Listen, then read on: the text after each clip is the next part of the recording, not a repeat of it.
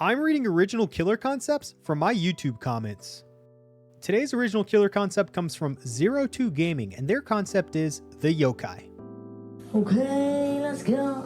Now, some of you may recognize this name, Yokai. It actually is a Japanese word for ghost, demon, monsters, shapeshifters, tricksters, and other kind of supernatural beings. Now, this specific yokai is called the Nure Ono, and it is a Japanese yokai which resembles a reptilian creature with the head of a woman and the body of a snake.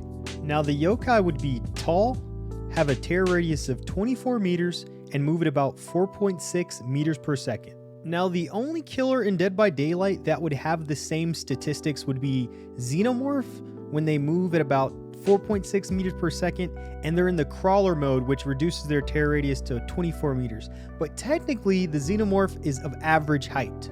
Now let's get into the lore. In the heart of ancient Japan, nestled between lush, verdant mountains and crystal clear rivers, lay a small, isolated village. This village was protected by a guardian spirit known as the Yokai. To the villagers, she was both a protector and a part of nature itself, embodying the delicate balance between the human world and the spiritual realm. The yokai had human-like appearance with serpentine features, allowing her to move between land and water with grace and agility. Her presence was a blessing, ensuring the villagers' prosperity and safety from the dangers that lurked beyond. As time passed, the village grew, and with it, greed and envy. A powerful and influential family, envious of the yokai's powers and desiring control over the village, conspired against her. They spread lies about the guardian, claiming she would turn against the villagers and bring their doom. Fear replaced reverence, and a dark plan was set into motion. On a blood moon night, under the guise of a festival in her honor, the villagers poisoned the river, the source of the yokai's strength.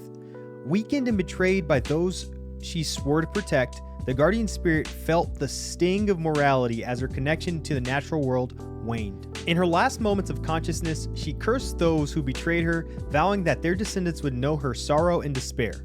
Death, however, was not the end of the yokai. Her spirit, fueled by betrayal and unyielding sorrow, refused to pass on. The poison that was meant to end her life instead birthed something far more terrifying. She transformed into a vengeful entity, her once benevolent features twisted into a visage of wrath.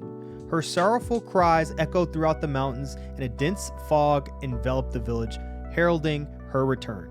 Each night she roamed an ethereal figure between the realms of living and the dead, her eyes glowing with malevolence. Alright, now let's get into the power. The power is called Serpentine Fury. Special ability, True Form Unleashed.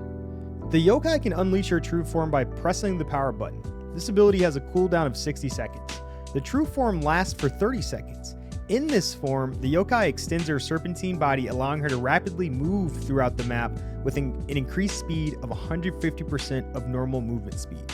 She can bypass obstacles, including vaults and pallets, but not walls. After the duration ends, the yokai returns to her regular form and experiences a brief fatigue period for about 3 seconds, where her movement speed is reduced by 80%. Special attack, Serpentine Strike.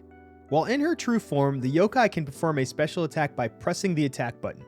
The attack has a longer reach than her normal attack, and it extends her body forward in a quick lunge. Survivors hit by Serpentine Strike are inflicted with a curse.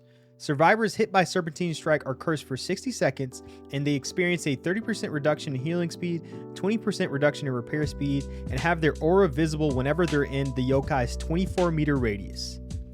Special passive ability, Serpent's Senses. While in her true form, the yokai can sense the presence of survivors within a 16-meter radius, highlighted by a faint yellow glow aura. Alright, so now let's talk about the perks. The first perk is called Ensnaring Sorrow. Survivors performing any action within the killer's terror radius have their action speeds reduced by 5%, 7%, and 9% for 15 seconds.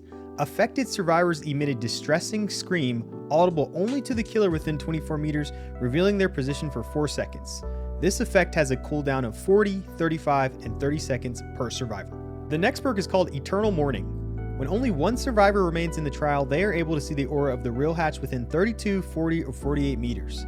However, alongside the real hatch are 2 fake hatch auras, and they also appear to the survivor indistinguishable from the real one. The fake hatch disappears upon close inspection by the survivor. The survivor's movement speed are reduced by 3%, 4%, and 5% as they approach the hatch aura. The last perk is called Guardian's Curse. Survivors who complete objectives like repairing generators, healing others, cleansing totems within your terror radius are afflicted by Guardian's Curse for 60, 70, or 80 seconds. Afflicted survivors leave behind an ethereal residue visible only to you when they perform a similar action again within your terror radius, revealing their location for 3, 4, or 5 seconds. Additionally, if an afflicted survivor completes an objective while Guardian's Curse is active, they suffer from the exposed status effect for 20 seconds. This does not apply to the same survivor more than once every 120 seconds. Well, excellent job, 02 Gaming. I think my favorite part about your concept was the actual learning about what your concept stems from. Like, I went down a rabbit hole digging through what the Nure Onna actually is, where it came from, other yokai. I actually have a favorite anime, Yu Yu Hakusho, that talks about yokai, and I never put 2 and 2 together until I actually did this project. Just a couple notes that I took while I was making this concept. I think the power needs a buff. I think it needs to be a little bit stronger.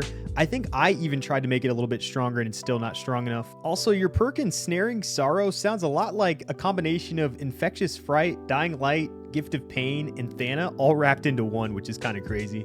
But I do really love your perk with the fake hatch. I think that would be really, really awesome and very, very bad for survivors in game. But thank you everybody for watching. Don't forget to like, subscribe, and drop your killer concepts in the comments below. I'll see you next time.